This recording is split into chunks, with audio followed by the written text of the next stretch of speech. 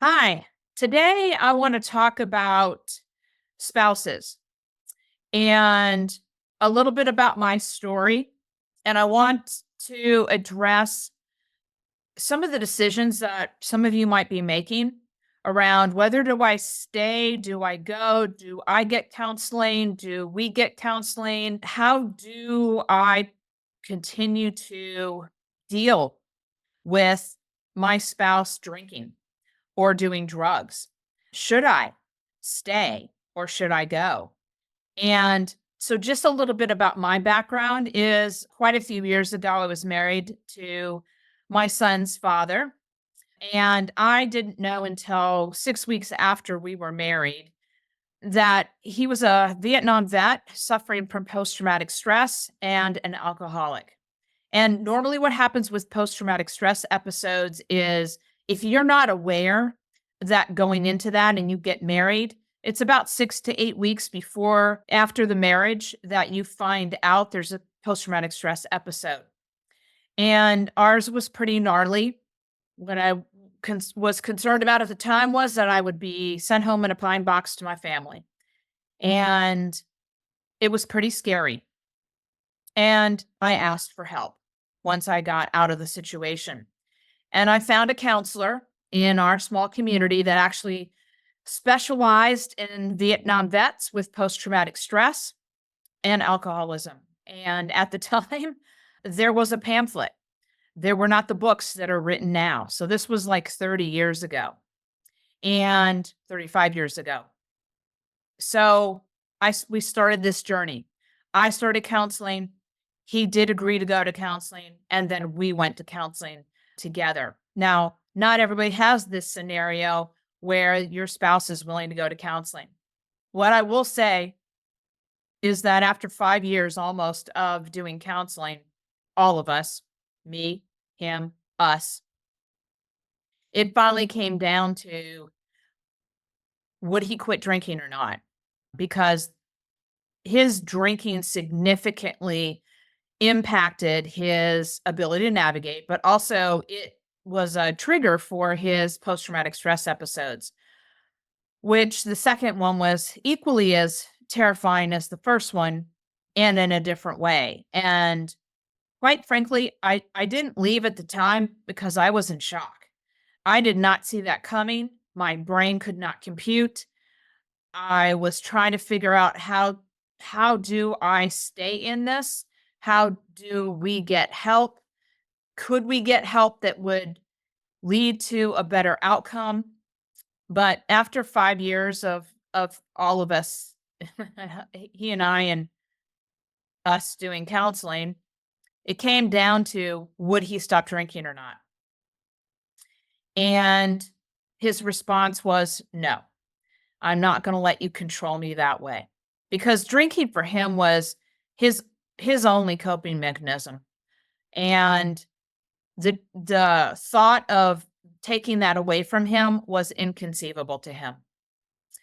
And so when I got clear about that piece, I remember walking with a friend and I said, I'm gonna give him about a year and a half to see if we can turn this around. And that's really what I did, was about a year and a half later, it was very clear this wasn't gonna get turned around, and I couldn't take it anymore. I was living on pins and needles. I never knew who was gonna walk through the door. I never knew who went into the basement to do work, who was gonna come back up out of that basement, and it was really taking a toll on me mentally, emotionally, spiritually, physically. And I just finally couldn't do it anymore. And so I arranged to have a conversation with him without the baby being present. So the baby went to a friend of mine's, and I also asked another friend of mine to come over and take all the guns out of the house. Now, my ex was in the military at the time in the National Guard. and serving, and we had lots of guns, and we were living in Montana and hunting, all the things. So I asked a friend to come over and take all the guns out before I had a conversation with Steve. And so I had the conversation of, I can't do this anymore. And I wanted to have a separation. And he said, let's just get a divorce. And that still wasn't going to be that easy. It was going to still be messy. It was still going to be, am I going to survive through this? And the divorce actually was pretty easy, but later on we had a major blowout in terms of custody battle. But what I'll say is, in the midst of all of that, I was so losing myself. And like I said, the stress and strain mentally, physically, emotionally, and spiritually on me, I was dying. And I knew it. And I wasn't willing to give up my life for his because it wasn't having any impact. And he finally had a point where he made a decision that he was still going to keep drinking because that was his coping mechanism. And I remember super sad that that was his decision for his sake and for ours and for mine. I really did love him, and I just couldn't live with him. And I couldn't put up with the shame, the stigma, the sleepless nights, the worry, the wondering what was going to happen next, the pins and needles, the waiting for good moments when lots of times there weren't any. And I just wasn't willing to lose myself in the midst of it. And so I'm asking, those of you who are listening to this to think through, are you losing yourself? Are you talking to others about this? Have you reached out for support and help? Who is there to help you? Do you have friends and family that are open to listening without judgment? Because part of my decision was I didn't tell a lot of my friends what was going on because I knew there would be judgment. And I was still committed up until the point I made the decision to leave, to working on this, to seeing if we could get to a place of potential recovery. It wasn't until on the other side of the divorce that I let my friends know that, in fact, these are some of the things that were happening. And I'm sorry they were shocked. It was heartbreaking to tell them. It was heartbreaking for me to know that they loved me so much, they didn't want this for me. And so they were there for me when I walked away. So that's another thing, is thinking about who you're going to tell, who you're going to talk to. Even if you choose to get it on an online community or you choose to go to Al Anon, make sure that you're choosing someplace psychologically safe that has a cone of silence and confidentiality and will be a sounding board for you, and at the same time will give you an opportunity to listen to other people's journeys, how they're navigating, how they're doing it. And you get to pick and choose how you're doing it. You don't have to do it the way that everybody else does it. In fact, there's a lot of discussions now about hybrid journeys. Pick and choose. If you find a meeting that works really well for you or an online community that works really well for you in helping you begin to get your own love back for yourself, knowing that you're not crazy, that this is just a crazy circumstance, because lots of times your loved one who is in addiction mode is going to try to convince you that you're the crazy one, that they're okay. that they can handle it, that they're sorry and it'll never happen again. And that's just not true.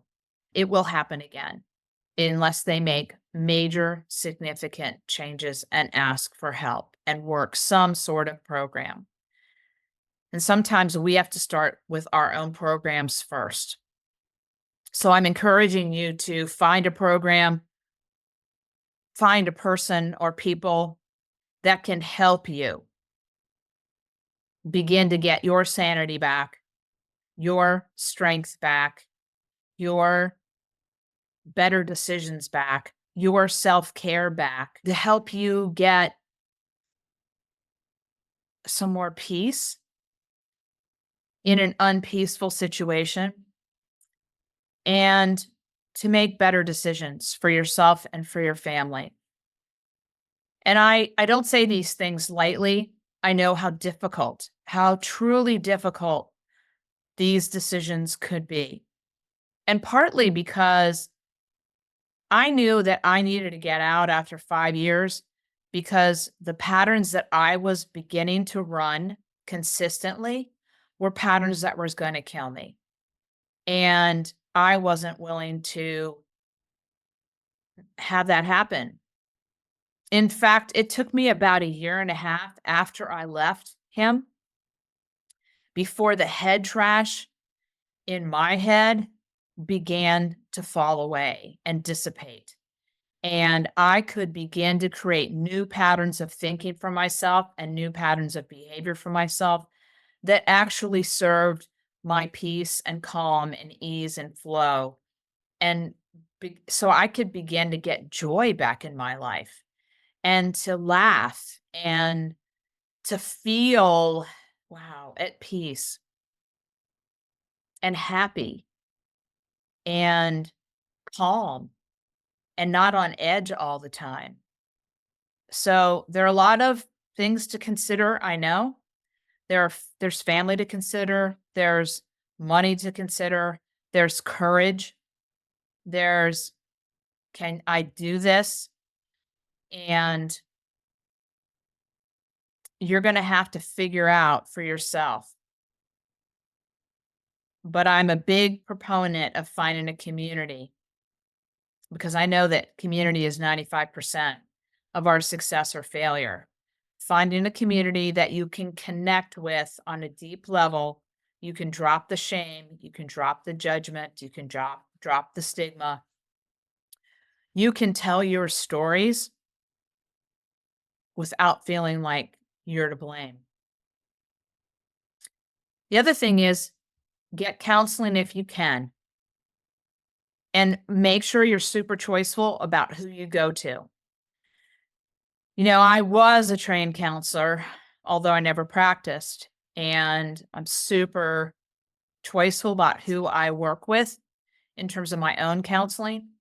I've been very, very fortunate to get some really great counselors along the way. And that the woman who helped, her name was Sharon at the time, was an expert in post traumatic stress for Vietnam vets and obviously dealing with alcoholism. And she was a gem, a lifeline, somebody that helped me stay centered as much as possible and sane in the midst of the insanity. So, community, counseling, uh, if you can get away for longer weekends or a day or two or whatever, just by yourself or with really close friends to have some fun, take a break from the chaos, super, super helpful. If you, in fact, you know, are drinking, stop for your own sake because it's not helping you heal. It's keeping you stuck. If whatever you're doing to self-medicate or to numb yourself, examine it. Is it helping? Is it hurting? Is it keeping you stuck?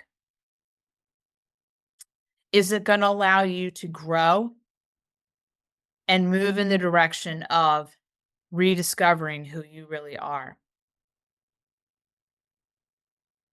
So, and then the other thing is when you need to cry, cry.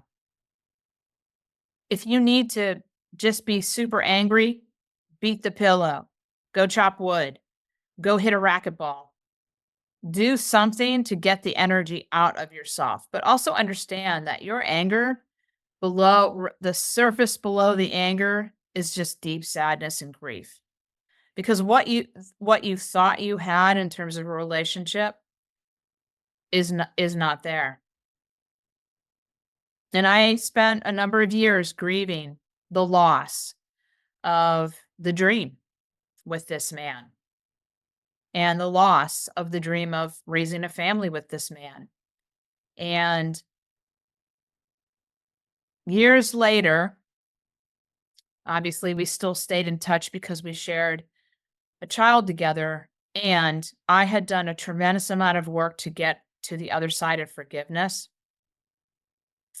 And he had, in fact, in the last year and a half of his life, he had stopped drinking. I was super proud of him. And he had, in fact, gone back to Vietnam to put the demons of that experience to rest. Super proud of him. So we both were able to transcend the years of anger and destruction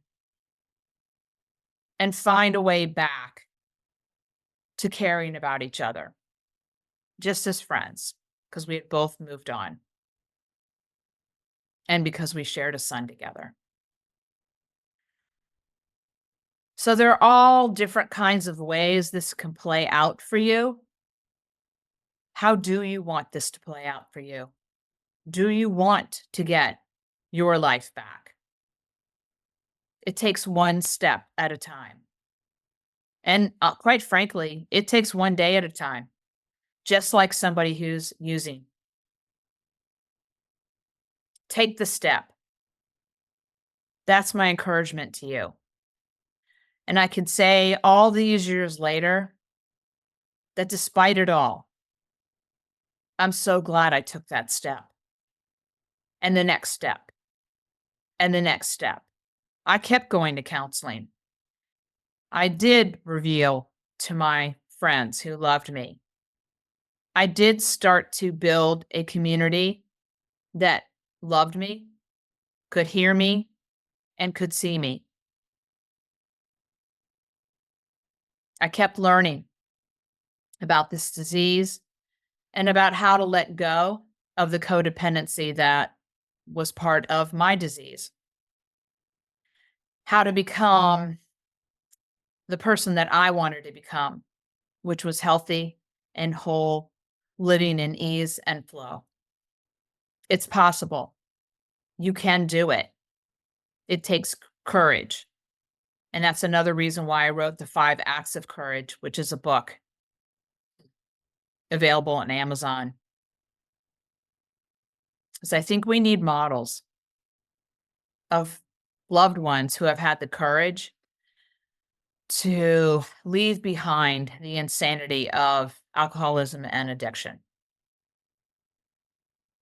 Take these things into consideration. Make your choices. Make a phone call. Reach out to us in the network. Ask for help. We'll reach back out to you. We are here for you. We know you can do this. We know because I know now I was much stronger than I thought I was. And so are you. Take these things in consideration. Make some decisions that serve you and lift you up. Loving decisions for yourself. Take care, my friends.